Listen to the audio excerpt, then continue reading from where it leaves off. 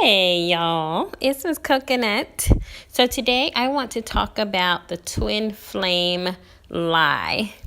Now I know this is going to get people upset because everyone's looking for their twin flame relationship, or everyone is already in their twin flame relationship suffering. And so you're probably not going to get what I'm trying to say here. But basically, a twin flame is a concept, it's a theory. What's a concept? It's it's an idea of the imagination that was given out to control the public. If you are forever seeking outside of yourself, you will never be whole, because some of the theory in part states that the twin flame rarely incarnates at the same time.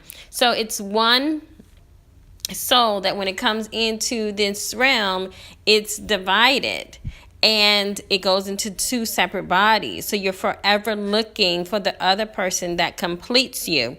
Does anyone not imagine that this sounds a little bit crazy? Like, why would the creator create one being that's forever looking outside of itself?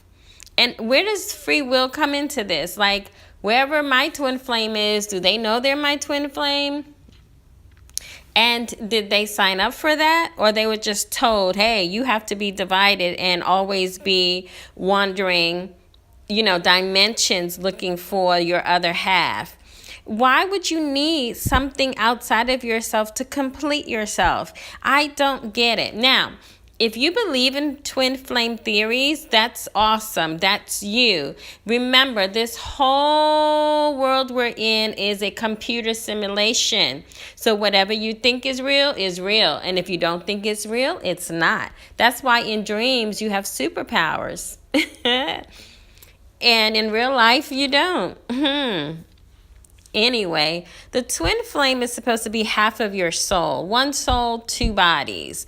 Now, there are many ancient historical scriptures, books, plays, theories, etc. that speak on this. But the idea that I need you to teach me my greatest lessons in order for me to ascend is bizarre to me. And that is some of what is taught under the twin flame theory. Right? That you are here to challenge me. You're my perfect mirror. It's going to be painful, but you're going to help me grow and ascend in pure love, unconditional love. I say BS. I don't need that, because first of all, when it comes to a mirror, everybody can be your mirror, and anything can be your mirror if you are constantly observing yourself in every surface. Right? The twin flame, from what I understand, and a lot of people are going to say, well, you've never had a twin flame, so you don't get it. Okay, that's great. I'm probably not supposed to get it this time, right? So the twin flame is someone you're drawn to. They teach you new ideas. And that's not bad, and it's like they're the yin to your yang, and you experience powerful change. But guess what happens also? It's usually the wrong timing. It usually doesn't end up well because one of you runs, right? There's a runner in this thing. Well, that just sounds like unrequited love. And I'm frankly over that. I want someone that loves me, gets me, supports me, honors me, cherishes me, respects me, treats me well. And I want to do the same for them. So I'm not into all of this stormy, telepathic, telekinesis type of love. Maybe I'm just too hearted. I don't know, y'all. But what I didn't understand about this is that if everyone has a twin flame, but not everyone gets to enjoy the culmination of meeting their twin flame and having a relationship, doesn't it seem a little unfair, y'all? Doesn't it seem a little biased? And then how come, if you're so sure this is your twin flame, which is different from your soulmate, right? Because your soulmate is like basically anyone that can teach you a lesson that you've attracted into your life. You may have been born into families. Your relationships, your friends, the stranger that encourages you, they all can be a soulmate type of energy. But your twin flame is supposed to be someone that wows you. It's like divine timing when you meet them. You know, you're just like struck by lightning, by the amount of energy that's flowing between you. It's magnetic. But that's interesting. Like, even with the magnet, if you cut it in half, you have two magnets. It's still magnetized, but whatever. Anyway, back to my lesson here. Twin flame. If you are so sure that you've encountered your twin flame, why is it that there is now a false twin flame theory? So the false twin flame is somebody that you thought had all the qualities of your twin flame. Okay, so this is your other half of your soul, the perfect mirror, someone that challenged you, someone that grows your soul to ascension, and yet at the end you figure out that that's false. So don't y'all see that there's so many holes in this concept?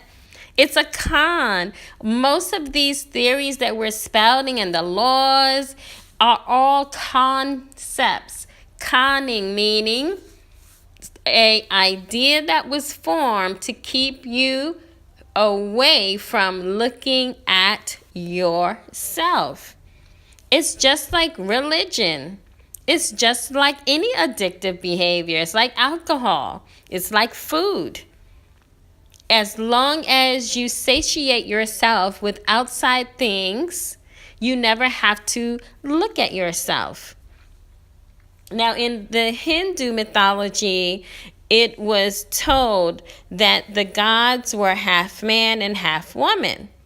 So the male-female energy was always within, and then they were split. And that's why you're always looking. But we know that we do have both male and female energy within. It is up to us to harmonize and balance the energies.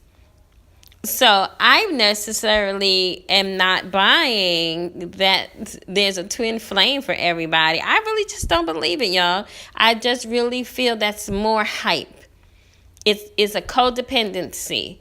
It's an excuse for you to say, well, I met my twin flame. They treated me like crap. And now I'm forever destined to roam the earth all alone. Yes, because it's easier to say that than be in a relationship with someone that's good to you that you may have to work on yourself to belong with.